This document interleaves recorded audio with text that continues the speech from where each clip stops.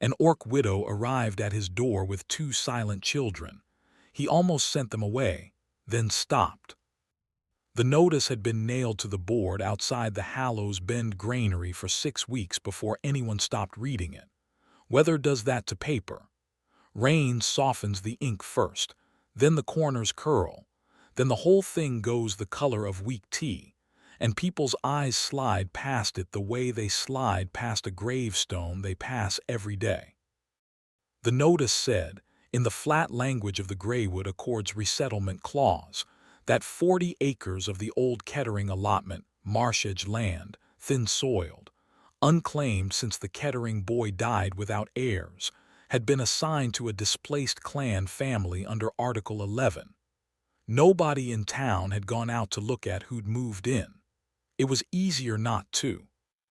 The frost had come early that year, the first hard one landing in the last week of October, and by the time anyone in Hallows Bend thought to wonder about their new neighbors, the ditches along the marsh road had already skinned over with ice thin enough to crack under a boot heel and sharp enough to draw blood if you fell wrong.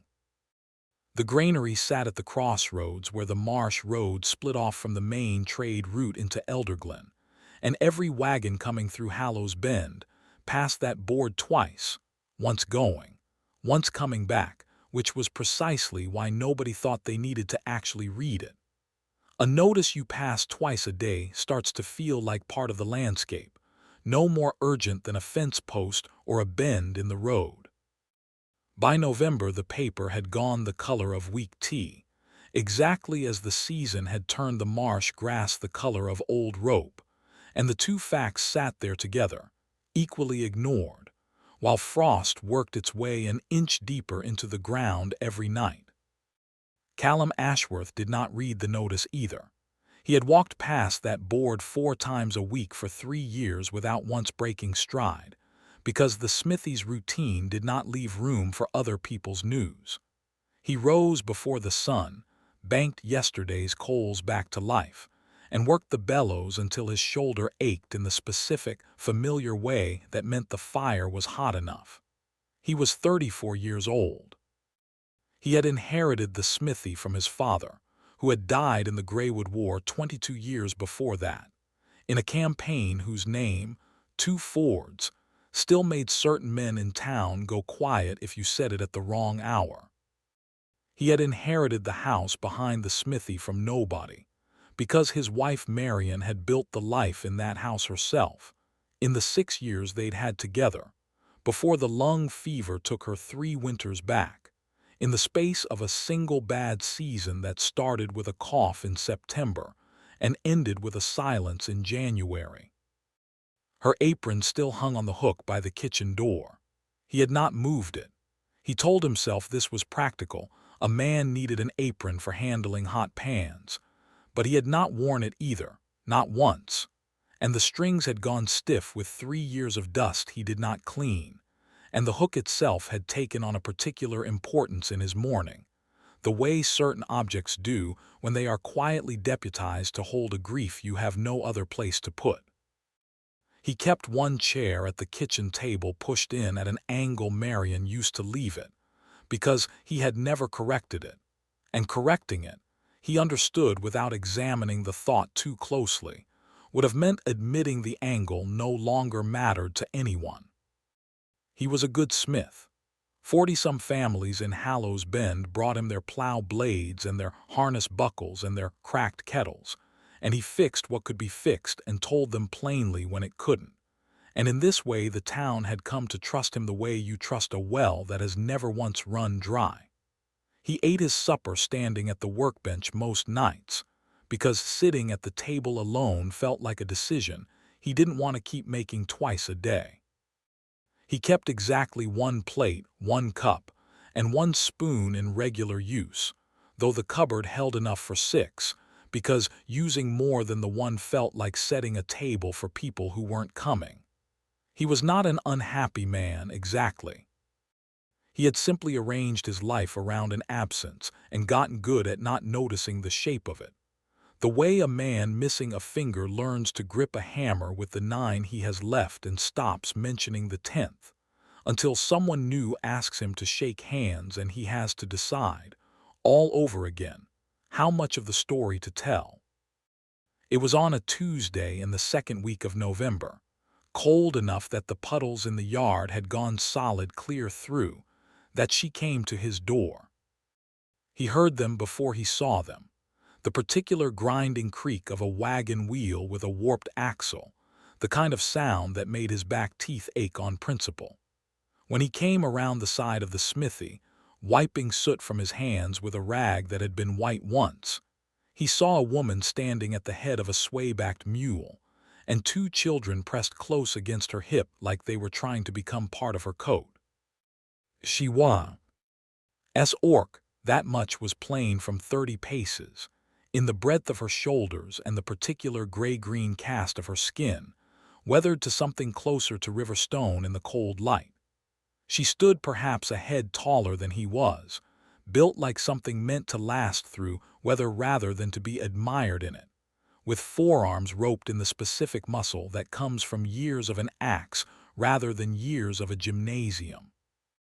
Her tusks were short, filed blunt at the tips in the way some clan families did for children's safety, worn smooth at the edges from some habit, chewing a pipe stem, maybe, or simple years.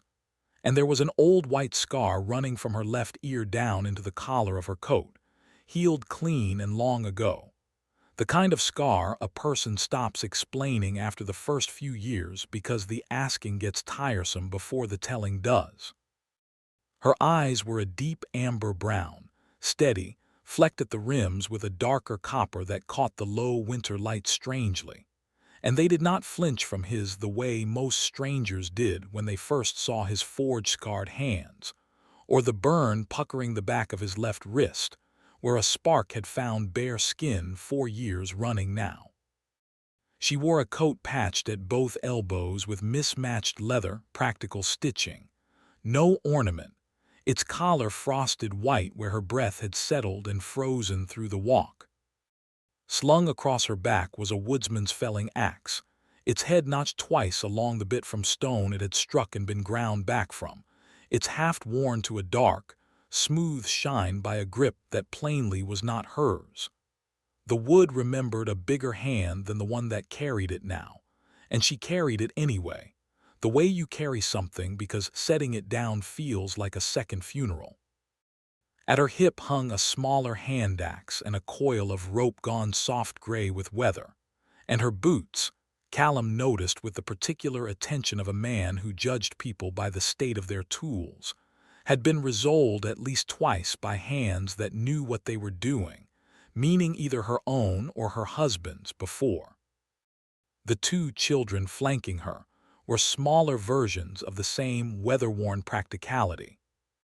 A boy of perhaps 9, wrapped in a coat 2 sizes too large that had plainly been someone else's first, its cuffs rolled twice and still swallowing his hands, and a girl who could not have been more than 6, clutching a rag doll with one arm missing at the shoulder seam, stitched over with a patch of mismatched wool that did not match the doll's dress and had clearly been done in a hurry, by firelight, by someone who loved the child more than she loved good needlework. Neither child looked at the smithy, or the horses stamping in the paddock, or anything a child ought by rights to be curious about. Both of them watched Callum's hands. Neither child said a word. They watched him with the particular stillness of children who have learned that silence keeps you safer than speech. "Axles cracked," the woman said. "No greeting first. 3 miles from the Kettering land to here. I need it sound before the next snow, or I'm carrying water on my back all winter." Her voice was low and even unhurried, the voice of someone accustomed to saying exactly as much as was useful and no more. Callum looked at the axle before he looked at her again, which was, he would later understand, the moment that mattered, that he'd gone straight to assessing the problem rather than the woman.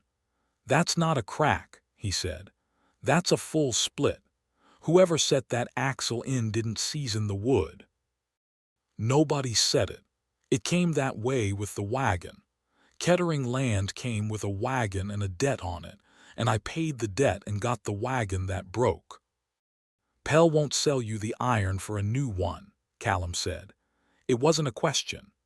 Pell ran the dry goods store, and Pell had opinions about the resettlement clause that he shared with anyone standing near the register long enough. He already told me that himself, she said, flat, no bitterness in it, just fact. Told the boy, too, when he sent him in alone to try. I sent him because I thought maybe it'd go easier without me standing there. It didn't. Something in Callum's chest did something small and sharp at that. The picture of the boy sent in alone, turned away, walking 3 miles back to tell his mother it hadn't worked. He looked at the boy, who looked back at him with the flat, assessing patience of a child twice his age, and then at the girl, whose lips had gone faintly blue at the edges from the cold. "I've got coin," the woman said, before he could answer either way. "And furs, if you'd rather that. I don't ask for charity and I don't expect it." She said this last part looking directly at him, as if she had already rehearsed the possibility of him refusing and built her dignity around surviving it either way. He almost sent them away. He would think about that moment for years afterward, the half-second where the Sybil, town-shaped part of him did the arithmetic of what it would cost him to be seen helping her, weighed it against 40 families' worth of business and Pell's tongue, and the notice board nobody read but everybody somehow already knew about. He almost said, "I'm behind on work. Try the Smith in Elderglen." The words were formed and ready. What stopped him was the girl's mouth, the specific blue at the edges of it, the same color he remembered from a morning 3 winters gone, standing over a bed that had gone quiet in the night. He did not decide to help them so much as discover that he already had. "Bring the wagon round back," he said. "I'll pull the axle and look at what I've got in stock. Might take me through tomorrow." "I'll pay for the work and the weight," she said. "Didn't ask you to." He turned toward the smithy, then paused because it seemed suddenly important to say the other thing plainly, the thing that had decided the matter before his mouth had caught up to it. "Iron doesn't ask whose wagon it's holding together. I fix what's broken. That's the whole of the job description." It was as close as he came, that day, to admitting what the girl's blue lips had done to him. The woman studied him a moment longer, the way you'd study a bridge before deciding to trust your weight to it. "Sorn Vashti," she said finally, offering the name like a small transaction of its own. "My children, Kip, Rue." "Callum Ashworth," he said, and did not offer his hand, because he understood without being told that a woman who'd been turned away twice that week wasn't looking for a handshake. She was looking for whether the work would actually get done. 3 days later she came back for the wagon, on foot this time, the children trailing behind her with the same careful silence. Callum had the axle done, better than done, if he was honest, because he'd used seasoned ash instead of the green pine the original had been cut from, and he'd reinforced the collar with a strap of iron he hadn't charged her for, because it had taken him 10 extra minutes, and he didn't see the sense in itemizing 10 minutes of a man's life. She paid him what he asked and not a coin more, counted out in worn silver from a pouch she kept at her belt, and she did not thank him with words.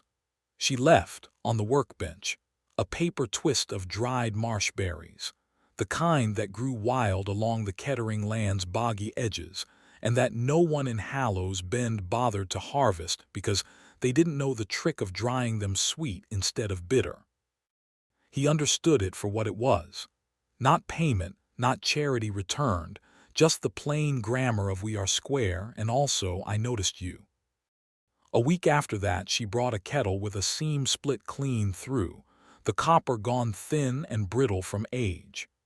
"This was his," she said, setting it on the bench, and did not explain further, and Callum did not ask, because the was did the explaining well enough.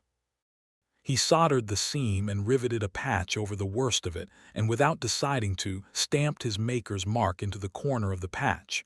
A small anvil, no bigger than a thumbnail, the same mark he put on every piece of work that left his forge. It was habit. It was also, he would understand later, the first small thing of his that had gone home with her and stayed. The days settled into a rhythm after that, the particular rhythm of two people learning each other's competence before they learn each other's names properly. She brought tools that needed mending and more than once brought back tools she hadn't yet paid to have fixed, because she'd started fixing small things herself and only needed the parts he could forge, and she couldn't. He began setting aside offcuts of iron he knew she could use, hinge pins, a length of good chain, a replacement blade for the felling axe her dead husband's haft still carried without being asked, and without mentioning it, leaving them simply on the end of the bench where she'd see them. Neither of them called this anything. It was not courtship. It was closer to two people slowly agreeing, through the unglamorous evidence of repeated small labor, that the other one could be relied upon, which is a rarer trust than the romantic kind and, in Callum's experience, considerably harder to earn. Mrs. Vashti, he'd taken to calling her, formal as a fence post, and she let him, the way you let a man keep his hat on in his own doorway. It cost nothing, and it kept the shape of things tidy for anyone in town who might be watching, which by December people had started to be. 10 days before the solstice, the Kettering Wells iron collar gave out entirely, 12 years of rust finally winning the argument it had been having with the housing.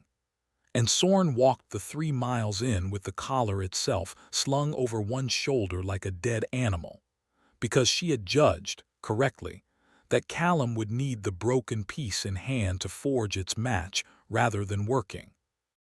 From her description of it, he looked at the rust-eaten iron a long moment, then at her, still breathing hard from the walk, cheeks flushed dark with cold and effort. "You could have sent word, I'd have come out." "You've a business to run," she said. "I've 2 legs that still work." It was, he understood, not stubbornness so much as a woman keeping her own ledger balanced. She would not let herself become a debt she couldn't see a way to repay.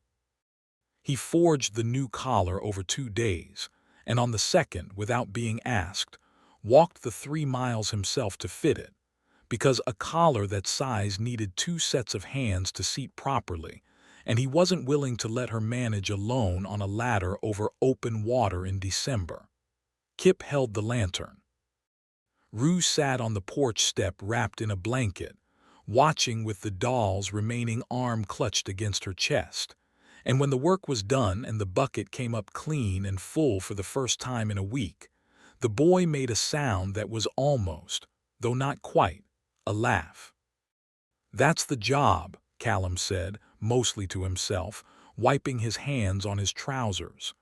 "Doesn't look like much until it's done, and then it looks like it was always that easy."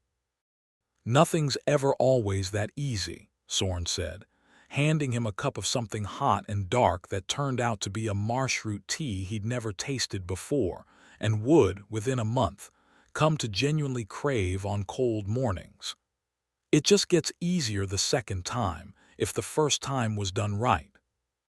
He came to think, that December, that this was the whole of what she was teaching him without ever framing it as a lesson.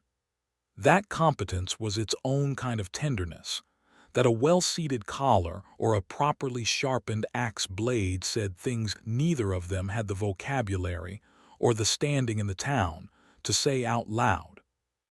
The children began to loosen by slow degrees, the way frost lets go of a window pane from the edges inward. Kip started arriving early before his mother to work the bellows under Callum's direction, and proved to have a natural, unhurried patience with the fire that Callum recognized, with some private amusement, as identical to Sorn's patience with everything else. By the second week of December, the boy could judge a piece of iron's readiness by color alone, cherry to orange to the pale gold that meant now. And he took a fierce, quiet pride in getting it right that reminded Callum powerfully of himself at that age, learning the same trade at his own father's elbow in the years before two Fords took that elbow away for good. "You've got a smith's eye," Callum told him one afternoon, and watched something in the boy's shoulders come up an inch, the particular straightening of a child who has just been told, by someone whose opinion has started to matter, that he is good at something. "Papa said I had a woodsman's eye," Kip said, "for where a tree'll fall before you cut it." "Different eye, same trade," Callum said. "Both of them come down to reading which way a thing wants to go before you force it." He did not say the rest of what he was thinking, which was that the boy had lost one teacher and was, by cautious inches, allowing himself a second, and that this was a heavier trust than any axle or well collar, and he intended to be worth it. Not everyone in Hallows Bend shared Pell's opinions, though it took most of them longer to say so out loud than it took Pell to say his. Old Greta Marsh, who ran the bakehouse 2 doors from the smithy and had buried 2 husbands of her own in her 61 years, took to leaving a loaf on Callum's bench some mornings with no comment beyond, "For the children, when they come," and never once asked him to explain the arrangement, because Greta had decided long before Callum was born that grief was grief regardless of the shape of the hands that carried it.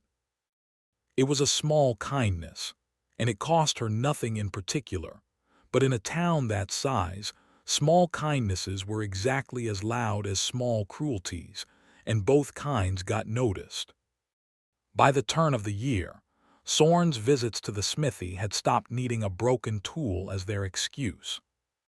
She would arrive with mending finished ahead of schedule, or with nothing at all, and stay long enough to drink the marshroot tea she'd started keeping a tin of on his shelf, and the two of them would talk, carefully, at first, about weather and well collars and the price of good coal, and then, by degrees, about less practical things, the way 2 careful people slowly test whether a bridge will hold more weight than the first crossing required.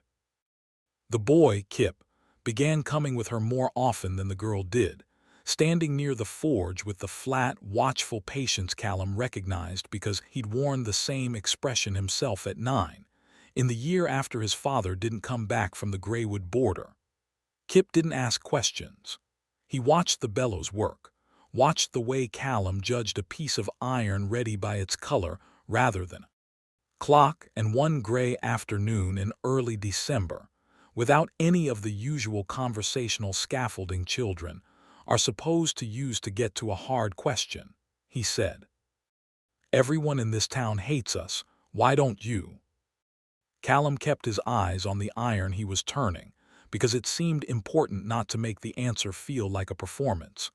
"Didn't say I don't," he said. "Said I fix things. Those aren't the same job." He let the iron cool a shade before he added the rest of it, because the rest of it mattered more and he wanted the boy to hear it plain. "A blacksmith who only fixes the tools of people he likes isn't much of a blacksmith. Iron doesn't check whose hands it's warming before it decides to hold the heat."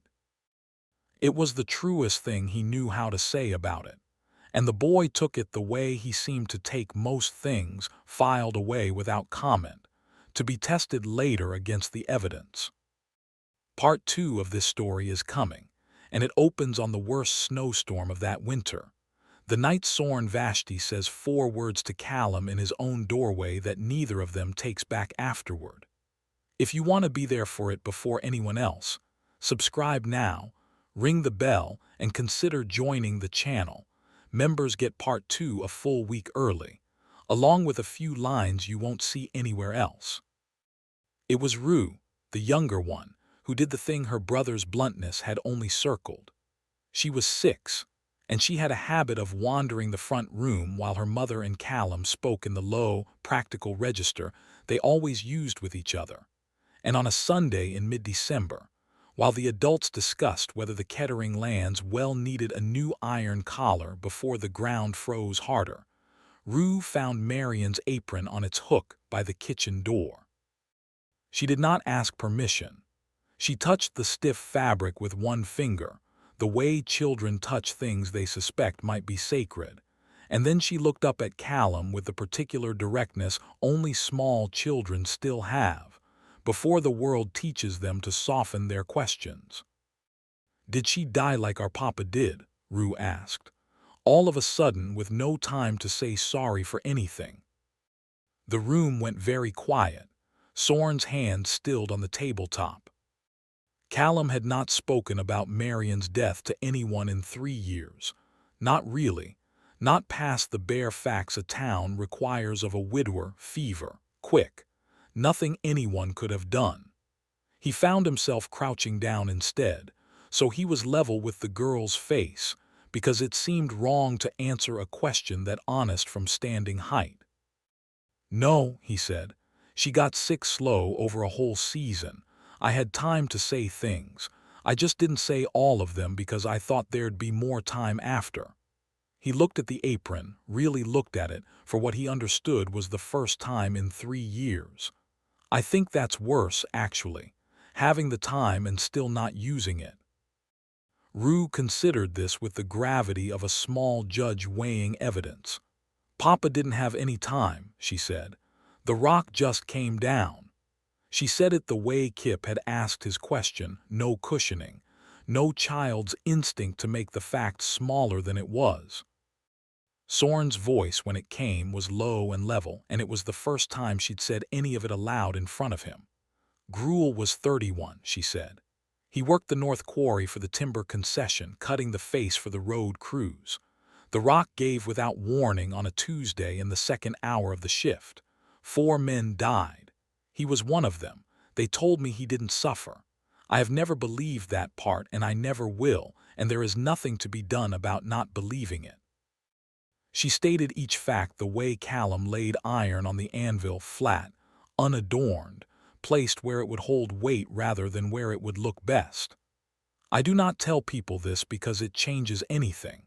I tell it because Rue asked, and children deserve the truth in plain words, not the soft version adults give each other." Nobody moved to comfort anybody. It was not that kind of moment. It was, instead, the moment two griefs stood next to each other in a small kitchen and were finally allowed to be the same shape, without either person pretending theirs was heavier. Before we go any further, if this part of the story is sitting with you the way it sat with me writing it, hit like right now. It genuinely helps more people find their way to stories like this one, and I want more of you here for what's coming. What came next, of course, was the thing that nearly ended it. Callum's uncle Ansel Ashworth had fought at 2 fords in the Greywood War, the same campaign that took Callum's father, and had come home from it with his left hand replaced by an iron hook that Callum himself, at 19, had forged a replacement fitting for when the old one rusted through. Ansel sat on the town council. Ansel had said nothing to Callum directly for 6 weeks, which in a town the size of Hallows Bend was its own kind of statement, because everyone had eyes and everyone had noticed the Vashti woman's visits growing more frequent, and everyone had opinions they were saving up like coin. He came to the smithy on a Thursday in January in the hard cold after the solstice, and he did not raise his voice, which somehow made it worse. He'd waited, Callum understood later, for a day when the children weren't there, which was its own kind of consideration and its own kind of warning. "The council's talking about the iron contract," Ansel said, without preamble, standing just inside the forge door with his hook tucked against his side out of old habit, the way he always held it when he meant to be taken seriously. "Your father's contract. Yours now. 40 families worth of plow work and shoe work, and half of them are saying they'll take their business to Elderglen if you keep carrying on with her." "I'm not carrying on with anyone," Callum said. "I fix her tools same as I fix theirs." "Don't play the fool with me, boy. I buried your father because of her people. I have worn this hook for 22 years because of her people."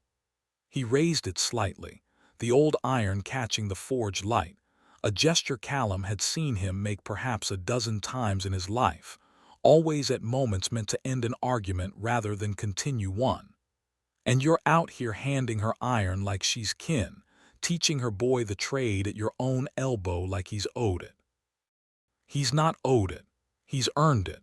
Same as I did at your elbow once, if you'll recall it that way instead of the way you're choosing to now. 2 Fords took your father from you at 12 years old. I was there. I carried him the last mile myself, what was left to carry." Ansel's voice didn't rise, but something under it had gone thin and hard, like ice about to crack rather than hold. "You think I don't understand loss, boy? I understand it better than you. I've had 22 more years of practice at it than you have." "Then you understand it's not a debt that gets collected from whoever's nearest when the bill comes due," Callum said. "Sorn didn't kill my father. Her dead husband didn't either. He was 31 years old, cutting rock for a road crew, and a mountain that doesn't care about any war we ever fought came down on him the same as it would have come down on you or me. I am tired, Ansel, tired in a way I don't think I knew I was until just now, of men who lost something 22 years ago deciding that means I owe them the rest of my life in payment for it." Ansel's jaw worked once, twice, and whatever he might have said next he didn't say. "The council votes on the contract the first week of February," he said instead, flat, retreating to the only ground still solid under him. "You do well to think on what you're willing to lose before then." He turned and left, and the cold that came in with him seemed to stay behind after he'd gone, settling into the corners of the forge like it meant to winter there. The word got back to Sorn within the week, the way words do in towns that size, not from Callum, who said nothing to anyone, but from Pell, who took a particular pleasure in repeating it at the dry goods counter to anyone slow enough to still be standing there, embellished each time it traveled a little further from the truth. By the time it reached the Kettering land, the story had grown a version where the council had already voted, where Callum had already been ruined, where the fault, naturally, sat with the woman who'd come asking for iron in the first place. She did not come to the smithy that Tuesday or the one after. Kip came once, alone, to return a borrowed file, and would not meet Callum's eyes when asked where his mother was, which told Callum everything the boy wasn't willing to say. When Callum finally walked the 3 miles out to the Kettering land himself, in the thin gray light of a Sunday afternoon 2 weeks on, he found her splitting her own firewood in the yard, working with the kind of controlled, joyless violence of a person using labor to keep from thinking, and she did not stop the axe when she saw him coming. "You should go home," she said between strokes. "I won't be the reason you lose 40 families' worth of trade. I've cost people things before by staying somewhere I wasn't wanted. I won't do it to you." "Nobody's asked you to protect me from my own town," Callum said. "Somebody should." She set the axe down finally and looked at him with the same steady, assessing eyes she'd had the first day, standing at the mule's head. "I've buried one man already, Callum Ashworth. I am not interested in being the reason a town turns on another one." He came back 3 days later at dusk, carrying the mended kettle, the one with his anvil mark stamped small into the copper patch, filled with stew he'd made himself badly, because he was not his wife and had never pretended to be a cook. He found Sorn on the porch step, and he did not make a speech. He had never been a man for speeches, and he understood, standing there with a poorly made stew going cold in a dead man's kettle, that this was not a moment that wanted one. "You shouldn't have walked out here in this cold for nothing," she said, not looking up. "It's not nothing. It's supper, and it's bad supper, because I never learned to cook properly and there was never anyone left to teach me after Marion." He set the kettle down on the step between them, carefully, the way you set down something you don't want to spill. I lost my father to your people's war 22 years ago. I lost my wife to a fever 3 winters back, and neither one of those things had a single thing to do with you, Sorn Vashti, and I am done clean through, letting Ansel's grief make decisions about mine. The contract. I don't care what the council does with the contract. He said it plainly, the way he'd say the temperature of iron, a fact rather than a bravado. I've got 2 good hands and a forge and 40 years of trade left in me if my knees hold out. I'll build another business in Elderglen if I have to, or I'll shoe horses for whoever's left who'll have me. What I won't do, what I am not willing to do, not for Ansel, not for Pell, not for a whole council of men nursing a war that ended before either of us had a say in it, is stop coming out here. I told myself I was protecting you, Sorn said, finally looking up. I've done the arithmetic of it 100 times these 2 weeks. I know what it costs a man in a town like this to be seen with a woman like me. I have buried one husband already to a mountain that didn't care what it took from me. I am not eager to bury a second good thing to a town that feels the same way. Then don't bury it, Callum said. Let me decide what I'm willing to risk. You don't get to protect me from my own choices, same as I don't get to make yours for you. She looked at the kettle a long moment, at the small stamped anvil worn smooth in the patched copper, at the man standing in the thin blue dusk with his jaw set the way it got when he was deciding something and didn't plan to be talked out of it. Stew going cold between them on the step. Sorn, he said, not Mrs. Vashti, not the formal fence-post name he'd kept between them since November, but the plain, unguarded shape of it, said the way you say a thing you've decided you're allowed to keep saying. It was the first time. He heard himself say it and understood in the same breath that he'd broken something on purpose and that he was glad of the break. She didn't smile exactly, but something in her shoulders came down half an inch, the way a beam settles once the weight's finally been set on it correctly, once the joint's been cut true instead of forced. Callum, she said back, testing the same permission in reverse, plain as he'd said hers, and that was the whole of it. No vows, no crowd, no council vote yet decided one way or the other.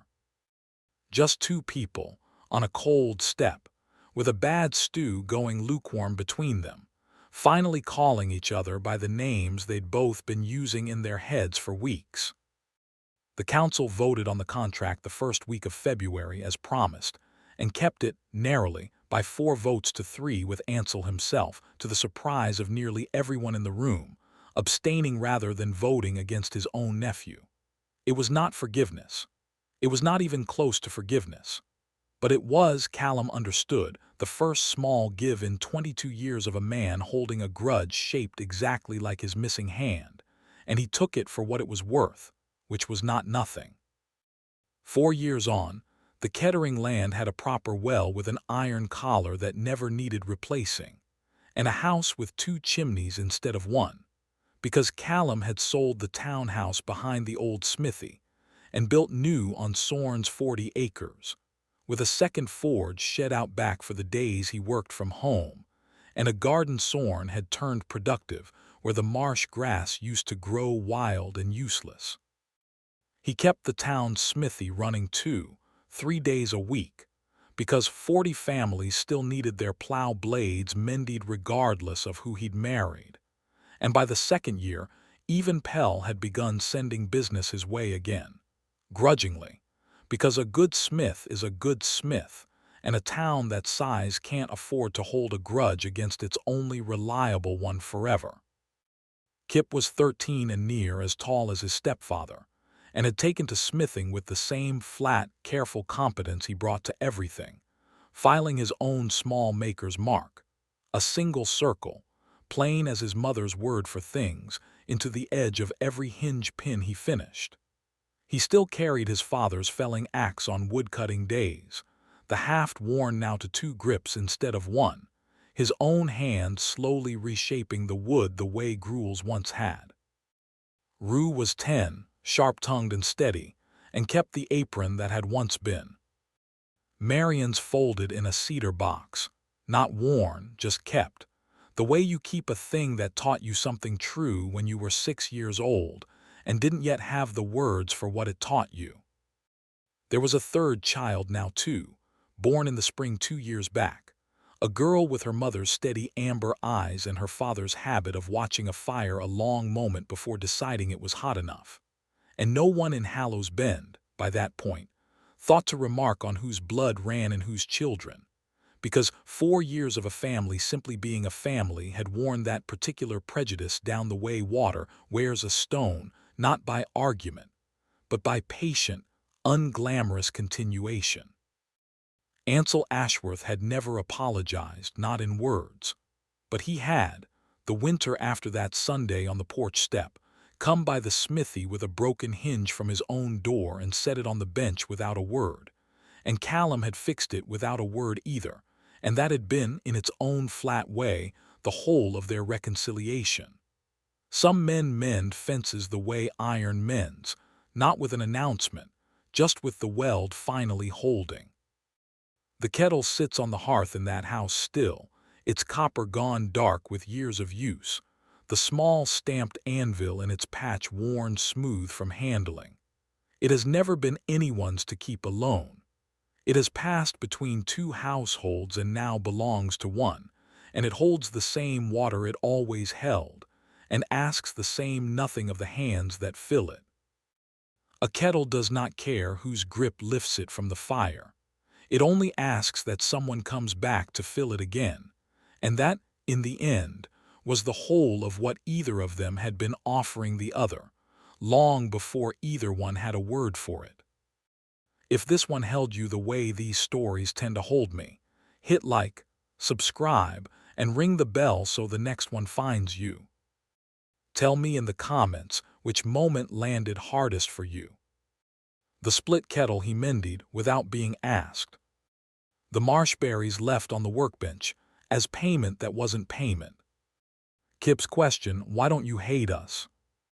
Rue and the apron on the hook by the kitchen door. The 3-mile walk through the snow with a stew going cold. The moment he finally said her name. And as always, drop your city below. I love seeing how far these stories travel to find the people who need them.